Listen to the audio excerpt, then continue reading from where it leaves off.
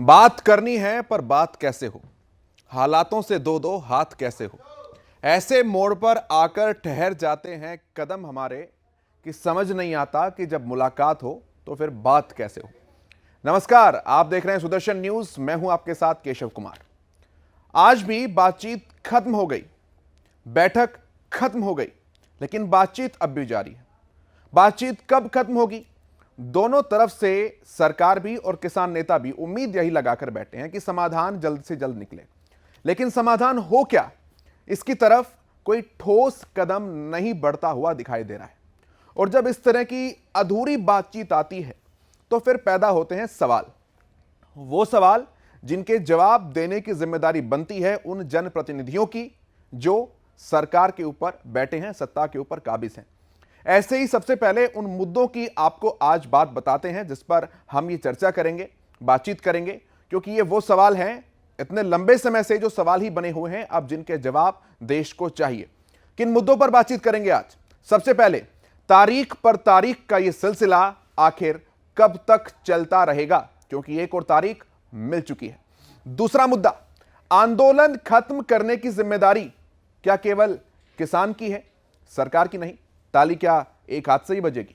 तीसरा मुद्दा, क्या एक मोर्चा अब सुप्रीम कोर्ट में भी खुलेगा, क्योंकि मामला सर्वोच्च न्यायालय तक जाकर पहुंच चुका है। और अगला मुद्दा जिस पर हम बातचीत आज करेंगे कि क्या कानून संविधान सम्मत है, जिसके ऊपर बहस चल रही है। लोग कह रहे हैं कि ये जो कानून है वो गैर संवैधानिक है। केंद्र सरकार और किसानों के बीच 8वें दौर की बातचीत भी बेनतीजा ही रही। किसान संगठन जहां तीनों कानून की वापसी की अपनी जिद पर अड़े हैं, तो वहीं सरकार की तरफ से यह कहा गया है कि वो कानून में संशोधन को तो तैयार हैं, लेकिन वापसी को नहीं। अब सरकार और किसान संगठनों के बीच अगली बातचीत 15 जनवरी को होनी है। चर्चा करेंगे इस विषय पर भी, अतिथियों से आपका परिचय भी कराएंगे, लेकिन उससे पहले रिपोर्ट के जरिए पूरा मुद्दा और पूरा घटनाक्रम समझिए।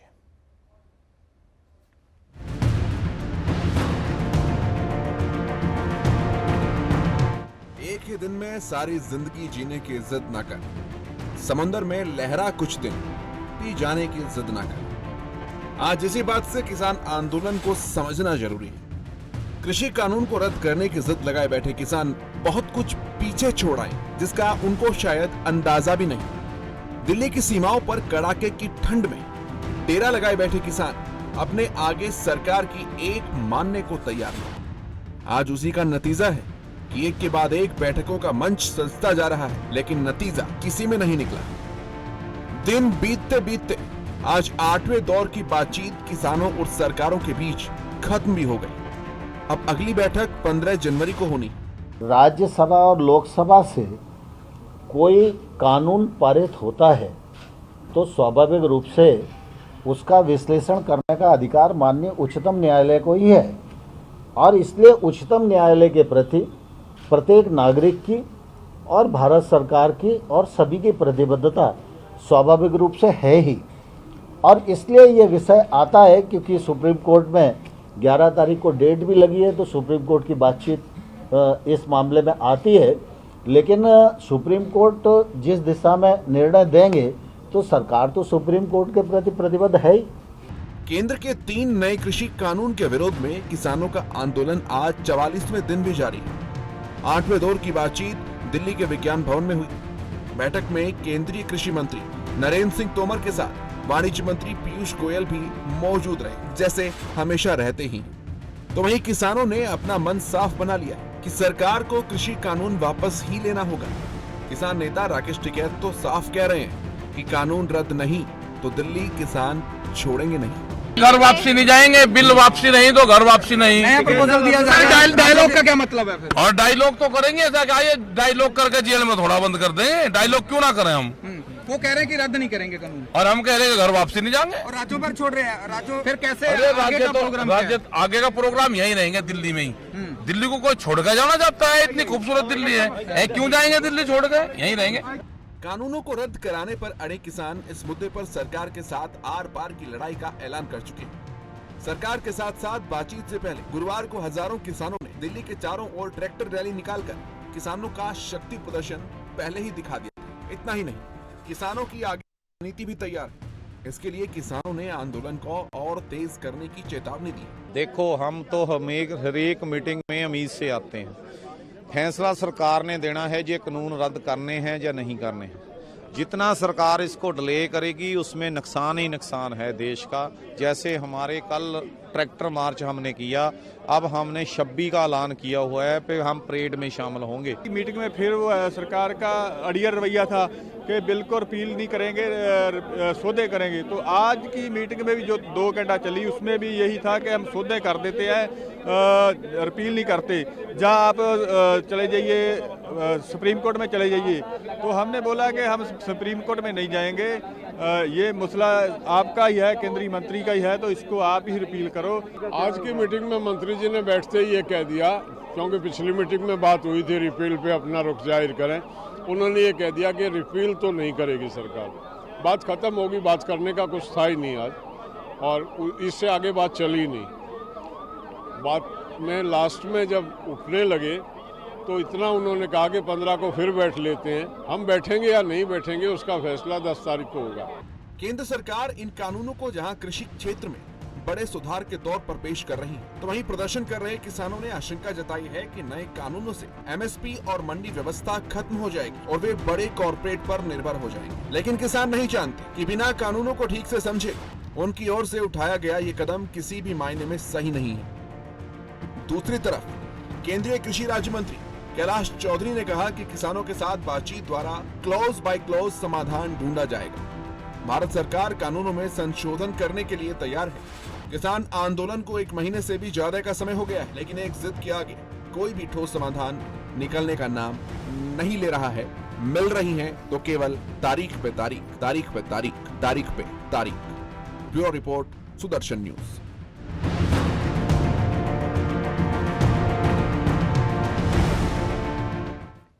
चलिए, जो मेहमान मेरे साथ जुड़े हैं उनका परिचय मैं आपसे करा दूं। हमारे साथ ए.के. दुबे सुप्रीम कोर्ट के वकील हैं, वो जुड़े हैं। विनय जहांगीर भाजपा के प्रवक्ता हमारे साथ जुड़े हैं, और कुछ ही देर में किसान नेता भारतीय किसान यूनियन से गुरप्रीत सिंह हमारे साथ होंगे, और ए.पी. सिंह जो कि सुप्रीम कोर्ट के वकील हैं वो हमारे साथ होंगे। अभी दुबे जी आपका बहुत स्वागत है, विनय जी आपका बहुत स्वागत है।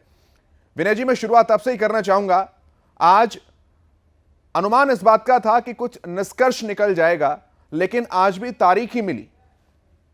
विनय जी। जी भाई साहब, मैं आपको एक बात बता दूं कि देश से बड़ी कोई जिद नहीं होना चाहिए। जो लोग अपनी जिद को देश से बड़ा मानकर बैठे हैं, उनको एक बात सोच लेना चाहिए कि हमारा जो देश है ये परंपरा वाला देश है, संस्कार वाला देश है। एक जिद दुर्योधन ने भी पाल के बैठी थी। जो देश हित में जो बात होती है उसके लिए जिद करना अच्छी बात है, लेकिन जो देश हित विरोधी बात हो उसके लिए जिद पालनी नहीं चाहिए।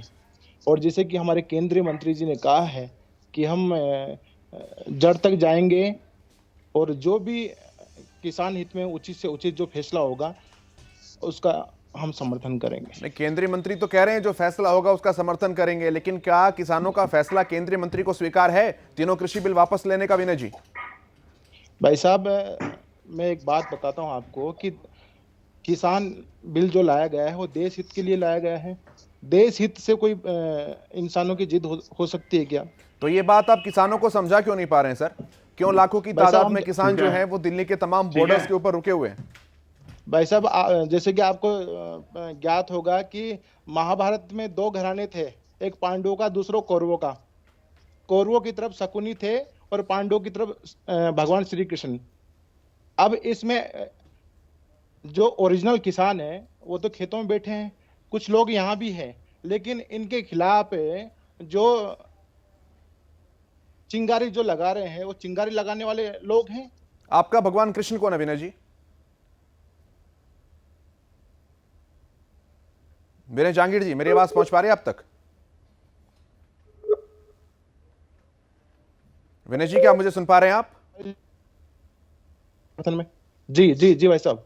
आपकी तरफ का भगवान कृष्ण कौन है और दूसरी तरफ का शकुनी कौन है? आपको पहचान है इन लोगों की? भाई साहब, जो चिंगारी लगाने वाले हैं, जो देश हित से अपनी जिद को बड़ी मान बैठे हैं, वो लोग शकुनी हैं। जो देश हित की बात करेंगे वो श्री कृष्ण के पक्ष वाले हैं। यानी कि आप किसानों को शकुनी कह रहे हैं? नहीं नहीं नहीं नहीं नहीं, किसानों को नहीं, किसानों को नहीं। किसान तो देश के अन्नदाता हैं, किसान तो देश के अन्नदाता हैं। किसानों को मैं शकुनी नहीं कह रहा। जो किसानों की आड़ में जो राजनीति कर रहे हैं, मैं उनको शकुनी कह रहा हूं। तो राजनीति करने वालों को तो सरकार पहचान सकती है सर। स्टेट के पास तो पूरा का पूरा अपरेटस मौजूद है।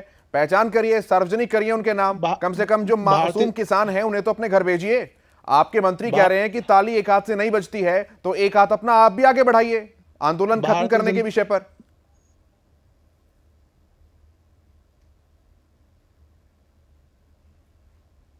चलिए, मुझे लगता है कि कनेक्शन थोड़ा सा ढीला है विनय जांगीड़ का, वहां तक आवाज नहीं पहुंच पा रही है। मेरे साथ गुरप्रीत सिंह, किसान नेता, भारतीय किसान यूनियन के, वो भी जुड़ गए हैं। गुरप्रीत जी, बहुत स्वागत है आपका। आपसे मैं शुरुआत करता हूं, किस तरीके से देखते हैं इस बैठक के अंदर क्या कुछ चीजें ऐसी हुई जो आपको अनुमान थी लेकिन नहीं हो पाई? गुरप्रीत जी, देश हित से बड़ी नहीं होना चाहिए। जी बोलिए, अपनी बात रखिए।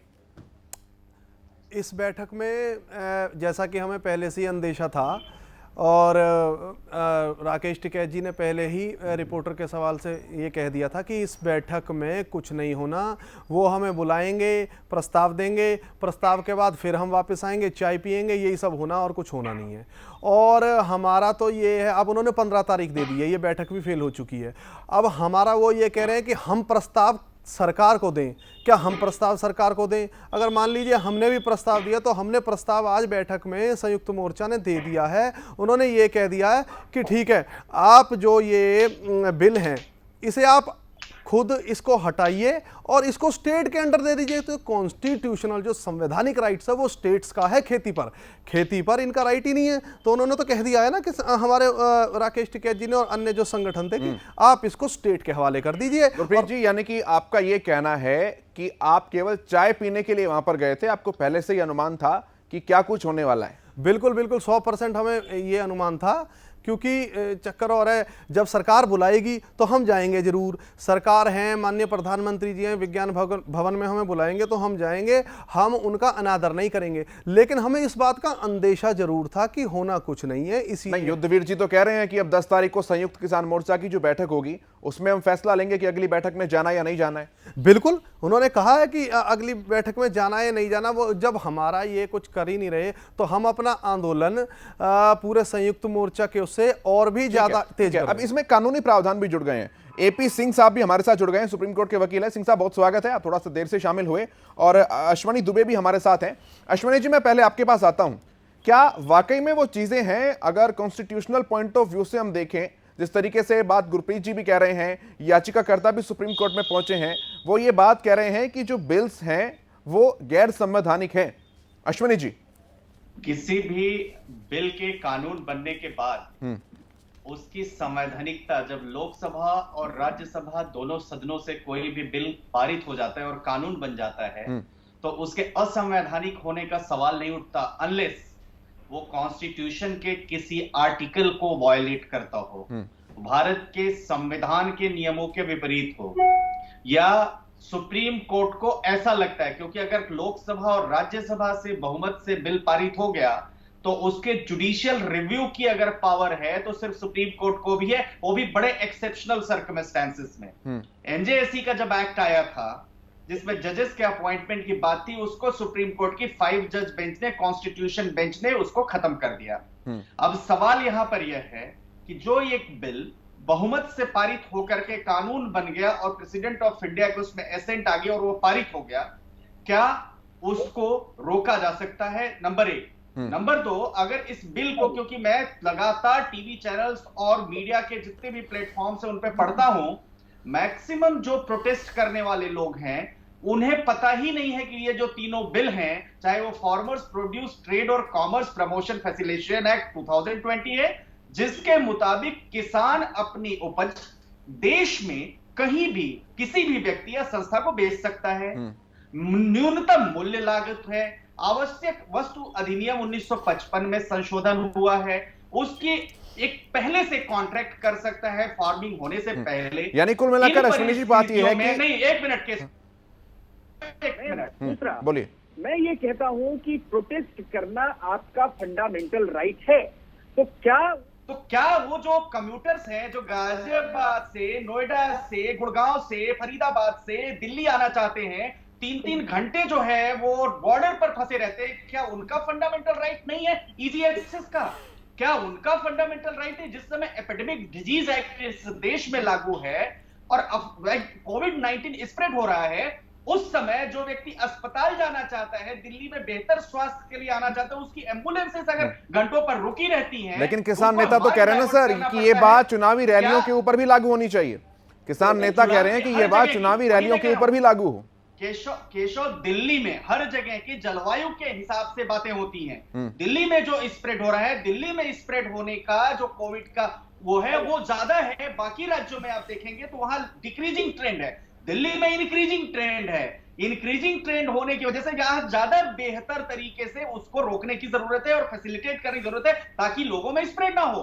गांव में जाएंगे आप तो गांव में दूर दूर लोग रहते हैं, वहां की जलवायु अलग होती है, वहां के ट्रेंड डिक्रीजिंग होते हैं, इसलिए एक जगह से दूसरे जगह के हिसाब से आप ये नहीं कह सकते हैं कि क्या है। लेकिन सवाल ये है कि आप अगर गाजियाबाद से दिल्ली आते हैं, नोएडा से दिल्ली आते हैं, तो क्या आपका फंडामेंटल राइट नहीं है? आपका फंडामेंटल राइट 4 घंटे तक सड़क पे फंसे रहने का है, ये सवाल है। निश्चित तौर पर। सिंह साहब, एपी सिंह साहब, आपके पास मैं आऊंगा, क्या सहमत हैं आप दुबे जी की बातों से? नहीं, देखिए उन्होंने बड़ी घुमा फिरा के लच्छेदार भाषा में किसान को जवाब देने का प्रयास किया है। साहब, ये किसान है, ये लच्छेदार बातों में नहीं आता है। ये सर्दी में खेत में खड़ा होता है, बरसात में खेत में खड़ा होता है, जून के महीने में खेत में खड़ा होता है। उसके मकान में एसी और कूलर नहीं होते, वो नीम के पेड़ के नीचे बना लेता है अपना एसी और कूलर। वो अपने बेटे को देश की सीमा पर शहीद होने के लिए भेजता है। किसान का बेटा शहीद होने सीमा पर जाता है जवान बनकर। अडानी और अंबानी का बेटा अगर आज तक किसी की सीमा पर शहीद होके आया है तो मैं सिंह साहब, मैं बड़े अदब से पूछना चाहूंगा सर आपसे बात। Sir please, AP Singh sir please, क्या उद्योगपति विलन है देश में? क्या उद्योगपति इस देश के अंदर विलन है? अगर किसान अन्नदाता है तो क्या उद्योगपति करदाता नहीं है? करदाता है, लेकिन करदाता तभी सुरक्षित है जब किसान का बेटा सीमा पर जवान बन। नहीं तो विलन के रूप में क्यों प्रेजेंट करते हैं उद्योगपतियों को सर? चाहे वो छोटा उद्योगपति हो, चाहे वो बड़ा उद्योगपति हो, देश को कुछ ना कुछ दे रहा है ना सर वो। लेकिन आपने किसान से कानून बनाने से पहले पूछा।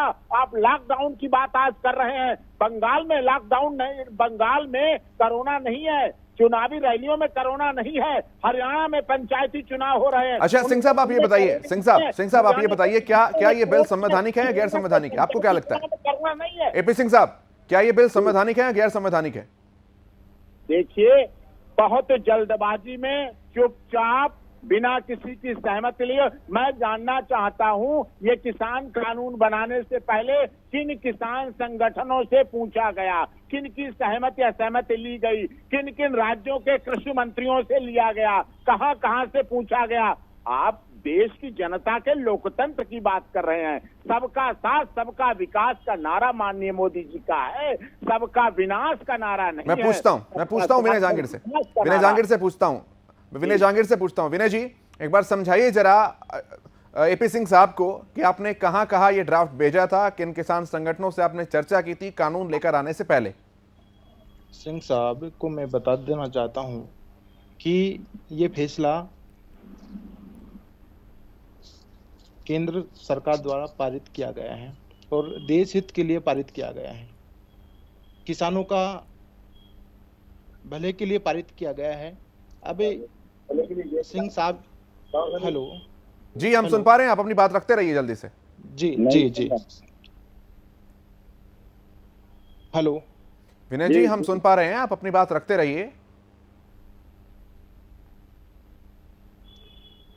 मुझे लगता है कनेक्शन में कुछ वाकई में दिक्कत है विनय जी के साथ, उनकी आवाज नहीं पहुंच पा रही ठीक से। एपी सिंह साहब, लेकिन आप लंबे समय से स्टडी करते रहे हैं, सरकार के कामकाजों का भी आपने खूब अध्ययन किया ही होगा निश्चित तौर पर। क्या वाकई में ऐसा हो सकता है कि कोई सरकार केवल रात को सोए और सुबह बिल लेकर लोकसभा के पटल पे ऊपर खड़ी हो जाए कि हम ये बिल लेकर आए हैं? क्या राज्यों के अंदर उसके रिकमेंडेशंस नहीं भेजे जाते हैं? क्या सुझाव नहीं मांगे जाते हैं? सिंह साहब, थाली में सजा के लड्डू दे रहे हैं, किसान करे लड्डू में जहर है। तो क्या आप जबरदस्ती खिलाएंगे? आप किसान से ही तो पूछें, किसान से बात करें, किसान के मन की बात करें। किसानों से 8 दौर की वार्ता, आज मिला के 9 दौर की वार्ता हो गई है, वार्ता सफल नहीं। फिर वार्ता का मतलब क्या? वार्ता का मतलब है खुले माइंड से, खुले दिल से आप आइए। अगर आप लोकतंत्र में हैं, आप उसी किसान के वोट लेके आए हैं, आप उन्हीं किसानों के बनाए हुए सांसदों के बने हुए प्रतिनिधि के द्वारा यहाँ बैठे हैं, आप उसी किसान को दिल्ली में सीमा पर घुसने नहीं दे रहे हैं, आप उसी किसान के बेटे को दिल्ली पुलिस में भर्ती करा के सुरक्षा की जिम्मेदारी और शहीद सिंह साहब, ये सारी बातें ठीक हैं, ये सारी बातें ठीक हैं। आप अधिवक्ता हैं सर, मैं आपसे कॉन्स्टिट्यूशनल प्रोविजन समझना चाह रहा हूं।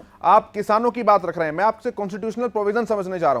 गुरप्रीत जी हमारे साथ बैठे हैं, ये भी इसी इंतजार में हैं कि एपी सिंह साहब वो प्रावधान बताएंगे जिनके तहत लोग ये कह रहे हैं, याचिकाकर्ता पहुंच रहे हैं कि ये अनकॉन्स्टिट्यूशनल है। मैं ब्रेक के बाद आऊंगा और बातचीत करूंगा इस विषय पर। एक बहुत छोटा सा ब्रेक यहां पर लेना है, जल्द लौटते हैं।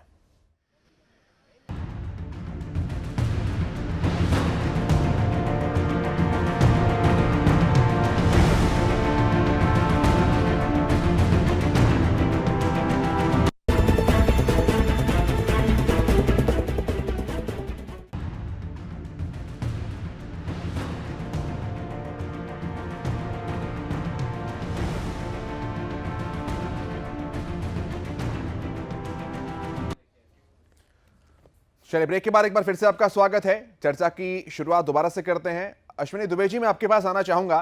जो लोग ये बात कह रहे हैं कि सर ये समवर्ती सूची का और राज्य सूची के बीच का जो मतभेद है, केंद्र को अधिकार नहीं होता है कि वो कॉन्करेंट लिस्ट के जो हैं प्रावधान जो है उनके या उनको लेकर कानून अकेले बना सके, ये कहां तक है सर? थोड़ा सा डिटेल इसका समझाइए अश्विनी जी।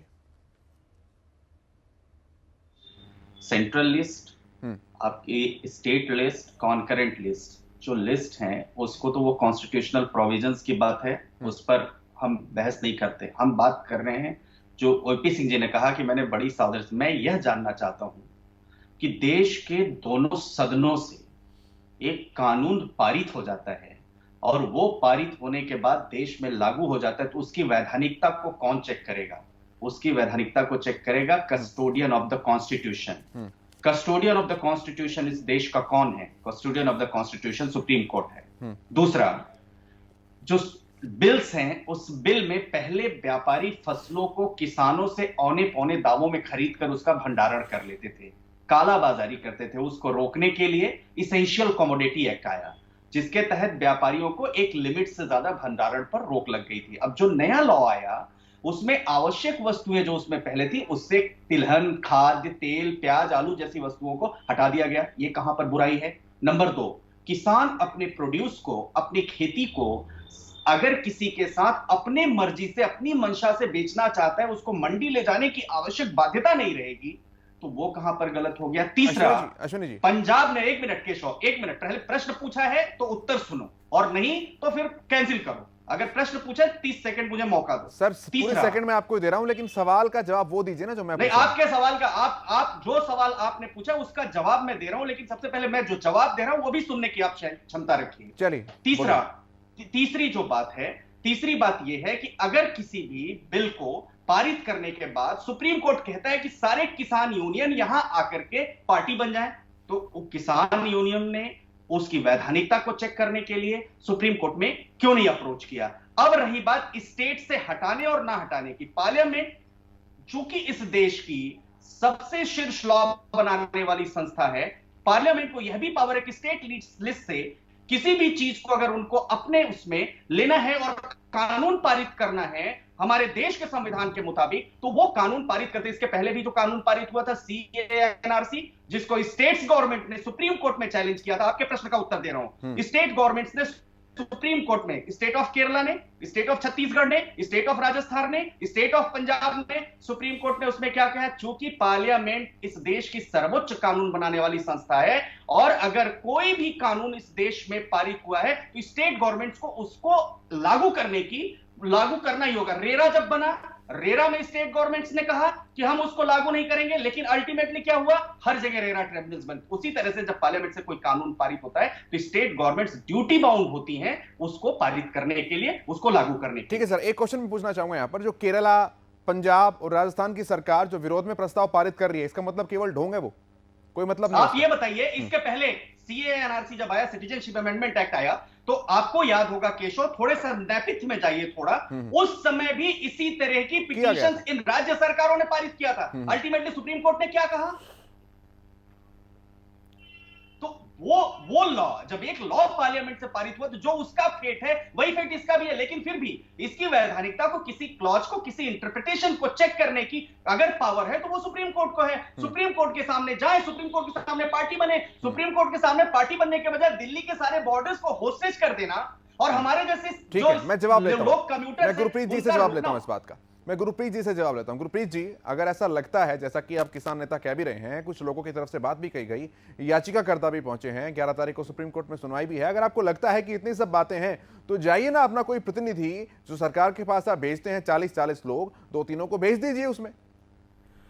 हमारा पहले से ही आज हमने कह दिया है कि हम सुप्रीम कोर्ट नहीं जाएंगे, कोर्ट का दरवाज़ा नहीं खटखटाएंगे। सबसे पहली बात, जो सरकार हमने चुनी है, जिसको मैंने भी खुद वोट दी है, क्या उसका अधिकार नहीं बनता इस बिल को वापस लेने का? जब हम ये कह रहे हैं कि ये हमारे पक्ष में नहीं है, और ये कैसे नहीं है हमारे पक्ष में, मैं दुबे जी को बता देता हूँ। ये पक्ष में ऐसे नहीं है। अब ये कह रहे हैं कि पक्ष में बनाया बिल। अरे जिसके पास 2 एकड़ जमीन है वो ऑनलाइन बेचने जाएगा कर्नाटका अपनी वो फसल? क्या किसान में किसी के पास मोबाइल तक नहीं है, वो ऑनलाइन बेचारा करेगा? आजकल तो अच्छे पढ़े लिखे आदमियों के पास वो नहीं है। ये सिर्फ वही एक तरीका है जियो वालों की तरह कि पहले 0 रुपए में दे दीजिए जियो, और जैसे ही 100 में, 200 में, 300 में, 500 में, ये कंपनियां हैं बहुत बड़ी, ये 2 साल 3 साल तक किसानों को कॉन्ट्रैक्ट फार्मिंग हर चीज दाम अच्छा भी दे देंगे, लेकिन तीसरे चौथे साल क्या कौन सी कंपनी, गुरप्रीत जी, कौन सी कंपनी देगी? ये जो कॉन्ट्रैक्ट फार्मिंग वाला मामला है, ये करना क्या चाहते हैं? 2 साल 3 साल बाउंड कर लेंगे किसान को, उसके बाद इनको क्या 50,000 रुपए हम आपको देंगे आपकी 1 एकड़ की फसल की, ठीक है? और इसके बीच में क्लॉज क्या क्या है? क्लॉज मैं आपको बता देता हूं। अगर फसल अच्छी नहीं है तो हम आपकी फसल नहीं लेंगे, हम आपने क्या बोना है वो हमारे समझ से बोना, और अगर इसका 1800 मूल्य मिलेगा आपको, अगर क्वालिटी अच्छी नहीं होगी तो हम 900 में भी नहीं लेंगे। ये है चीज, ये किसानों की बढ़ोतरी करेंगे? अरे हमें एक एक चीज की पता है, बिल्कुल ये कॉर्पोरेट के फेवर में आया हुआ बिल है, हमारा इससे कुछ भला नहीं होना। अरे जब हम ये कह रहे हैं कि हमें ये चीज नहीं चाहिए तो इससे सरकार का फर्ज नहीं बनता कि वो छोड़े? मैं थोड़ी सी बिल की बातें ठीक कर देता हूं, जो आपने बताई वैसा नहीं है। इसके अंदर छठा प्रावधान है, फार्मर्स लैंड के बारे में साफ लिखा हुआ है, no condition on land can be made in agreement, यानी कि एग्रीमेंट के ऊपर जमीन को लेकर तो कोई बात लिखी ही नहीं जा सकती है। दूसरा, no payment structure can be built, no permanent structure can be built, ये वो तमाम बातें जो इसमें लिखी हुई हैं। एग्रीमेंट खत्म और स्पॉन्सर अपने खर्चे पर करेगा, वरना वो संपत्ति किसान की हो जाएगी।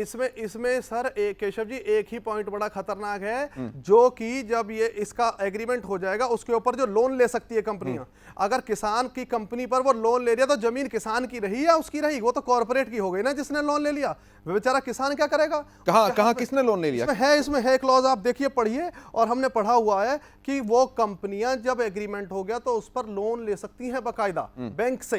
This is the point in this. तो आप एक बात बताइए, वो कंपनियां हमारी जमीन के ऊपर लोन लेंगी तो हम कहां रह गए? और ये एक बात बताइए, अभी मध्य प्रदेश का हाल ही की घटना है मध्य प्रदेश में, उसमें शिवराज सिंह चौहान, ये बिल्कुल इस बात से मुकर नहीं सकते दुबे जी, शिवराज सिंह चौहान आए वहां पे खड़े होकर कि हम इस कॉन्ट्रैक्ट का जो फार्मिंग है इसमें बदलाव करेंगे, हम देखेंगे। इसकी उन्होंने कमेटी बिठाई है, वहां बेचारे किसान मारे गए, उनके साथ वो कॉन्ट्रैक्ट हुआ और मिला उन्हें कुछ नहीं, उनकी ये बता दिया कि तुम्हारी क्वालिटी खराब है, हम तुमसे नहीं लेंगे। ये किसान के साथ हो रहा है। अरे अगर एपीएमसी है, मंडियां हैं, किसान जाता है बेचारा अपनी बेच देता है, अब ये कह रहे हैं कि नहीं जी नहीं मंडियां हटाओ, अरे सीधा वो खरीदेंगे तुमसे। अरे हमने नहीं भाई बेचना ही नहीं है उन्हें। जो आप ये उसमें क्या होगा, उसमें आप लोन वाली जो बात कह रहे हैं गुरप्रीत जी, वो साफ तौर पर कहीं मेंशन नहीं है। हाँ, पेनल्टी की जरूर बात है। पेनल्टी में लिखा हुआ है कि स्पॉन्सर इज गिल्टी, अगर स्पॉन्सर अपराधी पाता है तो 1.5% of the total cost will be given to farmer. देखिए मेरे पास सुन लीजिए एक बात सर प्लीज, पूरी जो लागत है उसका 1.5 गुना फार्मर को पे किया जाएगा, किसान को दिया जाएगा, बट लेकिन no penalty can be imposed on farmer, लेकिन किसान के ऊपर कोई भी पेनल्टी नहीं लगाई जाएगी। साफ तौर पर लिखा हुआ है, कहां कंफ्यूजन है सर? एक बात बताइए, अगर कोई झगड़ा ही नहीं है तो इन्होंने एडीएम कोर्ट, जो एसडीएम कोर्ट है वो क्यों रखा है कि उसको झगड़ा होगा तो एसडीएम? अब बेचारा किसान एसडीएम के पास जाएगा, वो बड़ी कंपनी फेवर करेगी? बड़ी कंपनी जो है एसडीएम से अपने हक में कर, और सिर्फ 1 महीने के अंदर अंदर ने कहा है कि इन्होंने 1 महीने के अंदर डिसीजन हो जाना चाहिए। एसडीएम को आप सिविल कोर्ट के अधिकार दिए ना सर, आप सिविल कोर्ट में जाएं या सिविल कोर्ट के अधिकार वाले किसी व्यक्ति के पास जाएं, बात तो इसमें बराबर रहती है ना। फिर भी आपने सवाल पूछा है, मैं चाहता हूं कि अश्विनी जी इस बात को ढंग से समझा पाएंगे। सर, ये एसडीएम वाला जो प्रावधान है, अगर किसान ये बात कह रहे हैं कि हम सिविल कोर्ट्स के अंदर जाकर अपनी बात रखें, तो क्या वो वाला विकल्प भी अगर सरकार खोल दे तो क्या दिक्कत हो सकती है इसमें? बहुत अच्छा वेलकमिंग मूव होगा ये, बहुत ही वेलकमिंग मूव होगा, और एक टाइम पीरियड भी फिक्स हो जाए। ये तो करने के लिए तैयार है ही। ये तो सुप्रीम कोर्ट सरकार कह भी रही है इस लगा बात के भी कभी भी किसी से कह सकते हैं। ये तो सुप्रीम कोर्ट के डोमेन में भी है। आप एसडीएम के बजाय सिविल कोर्ट में, लेकिन सिविल कोर्ट में क्या होता है केशव बाबू, सिविल कोर्ट में जब एविडेंस वगैरह लीड होते हैं, टाइम फ्रेमिंग नहीं होती है, तो बहुत ज्यादा टाइम लगता है। एक कम समय में अगर एसडीएम के सामने विवाद होने की स्थिति में जाते हैं और एसडीएम 3 महीने 4 महीने में उसका निपटारा कर देता है, तो उस वैसा अगर लॉ आता है कोई दिक्कत नहीं। दूसरा, जैसे हमारे मित्र कह रहे हैं, फसल की बुआई से पहले किसान को अपनी फसल को तय मानकों और तय कीमत के अनुसार बेचने का अनुबंध करने की सुविधा है। कॉन्ट्रैक्ट फार्मिंग की बात है, किसान का जोखिम कम होगा, खरीदार ढूंढने के लिए जाना नहीं पड़ेगा, शोषण का भय नहीं होगा, मंडियों में नहीं जाना पड़ेगा। ये सारी चीजें विदर्भ में, मैं सिंह साहब से जवाब लेता हूं, मैं एपी सिंह साहब के पास आता हूं। 20 सेकंड, ठीक है सर, जल्दी प्लीज। विदर्भ में इतने किसान मरे, आज अगर विदर्भ के किसानों को इससे सशक्तिकरण होता है तो क्या बुराई है? ठीक है सिंह साहब, अगर किसानों का सशक्तिकरण हो रहा है तो क्या बुराई है? सुप्रीम कोर्ट सभी के लिए है, सभी का खून शामिल है यहाँ की मिट्टी में, किसी के बाप का हिंदुस्तान नहीं है। सबसे पहली बात तो क्लियर ये है, अगर सुप्रीम कोर्ट इस पे ध्यान दे रही है, नहीं दे रही है, वो ऑनरेबल सुप्रीम कोर्ट पे भरोसा है, किसानों को नहीं है, लोकतंत्र पर भरोसा है, उन्हें अपने चुने हुए प्रतिनिधियों पर भरोसा है, उन्हें अपने सांसदों पर भरोसा है, उन्हें अपने प्रधानमंत्री महोदय पर भरोसा है, उन्हें अपने कृषि मंत्री, गृह मंत्री और रक्षा मंत्री जो खुद किसानों से जुड़े हुए हैं उन पर भरोसा है। तो उनकी बात मान लें, किसानों की बात, अपने लोगों की अपनी बात मानने में बुराई क्या है? रिव्यू क्यों नहीं हो सकता कोई चीज? हर चीज जब रिव्यू हो सकती है, ये लोकतांत्रिक व्यवस्था है। राजतंत्र में भी राजा सुनता था, राजतंत्र में इतना आसान था, अगर कोई फरियादी राजा के दरबार पे जाके घंटा बजाता था तो राजा उसको बुला के सुनता था। ये तो लोकतंत्र है। सिंह साहब, ये गीत, कथाओं के, कविताओं के माध्यम से बात है ना, सुनने में बड़ी अच्छी लगती है, लेकिन ये सत्य की कसौटी पर खरी नहीं उतरती है। आप कह रहे हैं कि बातचीत नहीं कर रहे हैं सर, 8-9 दौर की तो बातचीत हो चुकी है, लगातार किसानों के साथ सरकार संपर्क में है। सिंह साहब, बातचीत चल तो रही है ना? बातचीत चल रही है, इसको निपटारा तो कर लो। 1 मीटिंग, 2 मीटिंग, 8 मीटिंग, 9 मीटिंग, इससे पता क्या लगता है? इससे विदेशों में, बाहर दुनिया में मैसेज जाता है, क्या भारत सरकार कमजोर है? क्या किसान गलत है? क्या किसान सही है? क्या नहीं, ऐसा कोई संदेश नहीं जा रहा है। ये आंदोलन, ये बातचीत, ये वाद विवाद, ये तो स्वस्थ लोकतंत्र की निशानी होती है सर। हम कम से कम यहाँ पर किसान अपनी बात तो रख पा रहे हैं। जरा उन देशों की भी कोई परिकल्पना कीजिए जहां पर आंख उठाने के ऊपर जो है तानाशाह, उनके राजा गोली चलवा देते हैं। भारत के लोकतंत्र की सुंदरता जो है वो पूरे दुनिया में विख्यात है, पूरे दुनिया में प्रचलित है, और उसको बनाए रखना चाहिए। ठीक है सर, मेरे पास समय की थोड़ी सी कमी है। आप सभी इस चर्चा में शामिल हुए, आप सभी का बातचीत के लिए, चर्चा में शामिल होने के लिए बहुत धन्यवाद। तो अब उम्मीद तमाम देशवासियों को यही है कि किसानों की जो समस्या है उनका निपटारा जल्द से जल्द हो सके। जिस तरीके से बैठक खत्म हुई है आज की, ऐसे ही बातचीत भी धीरे धीरे खत्म हो, और बातचीत खत्म हो तो एक सकारात्मक दिशा में जाए, वो सकारात्मक दिशा जो कि अपने सभी किसानों को अपने अपने घरों में ले जाकर खड़ा कर सके, आंदोलन को खत्म कर सके। मेरे साथ इस कार्यक्रम में इतना ही, लेकिन देश दुनिया की तमाम बड़ी खबरों के लिए आप देखते रहें सुदर्शन न्यूज। जय हिंद।